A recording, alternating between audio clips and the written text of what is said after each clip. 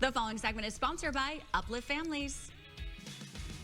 Anxiety and stress are big problems in our modern world. It can be hard to balance everything while managing our stress. Nicholeen is here to share how we can teach our kids to be resilient. Nicholeen, great to see you. Thanks for being here.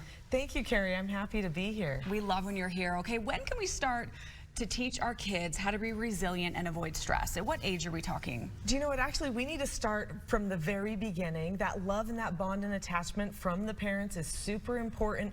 There are a lot of things in our society right now that are making it so that anxiety is going to continue to be more and more of a problem for them. So starting young. Starting young. Okay, and what happens to the brain when a person has anxiety or stress? What's going on in our brain?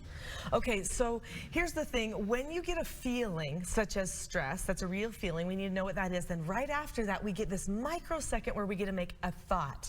Okay, we get to make a choice or a thought. That part is totally on us. We can control that part. And then after that comes the way that we're going to emote or express whatever that thought was. When a person is in a state of anxiety, they are stuck on a thought that is leading them in the wrong direction again and again. So they feel very trapped, very stuck. So what we need to do is talk about what's the feeling, and then what's the thought that you're having right after you get that feeling, and then how are you expressing it, and are there other ways or other thoughts that you could have instead? That really breaks it down. Thank you. That really makes sense. Now, how much thinking power does a person have when they are in mid or back brain? Okay, so a lot of people don't know this, but so when you're front brain, prefrontal cortex, you have 100% ability to solve your problems.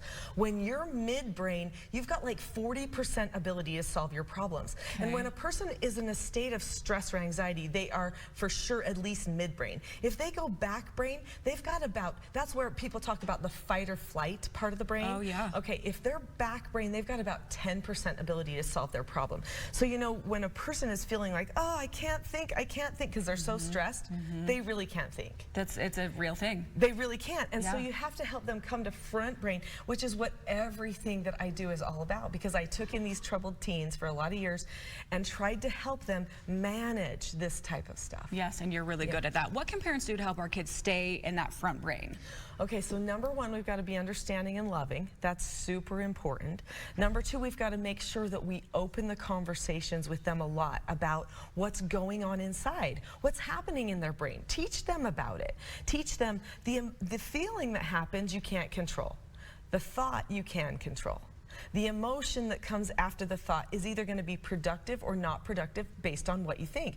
So have those open conversations. I actually have things that I talk about in my book, in my course. I don't know if you want to hold that for me. Yes, of course. Yeah, so Parenting a House United.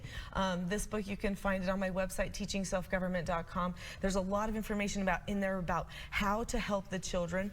This book here is a book that I use to help have special meetings with my children where we'll talk about these things and make plans for what they can do to think more productive thoughts.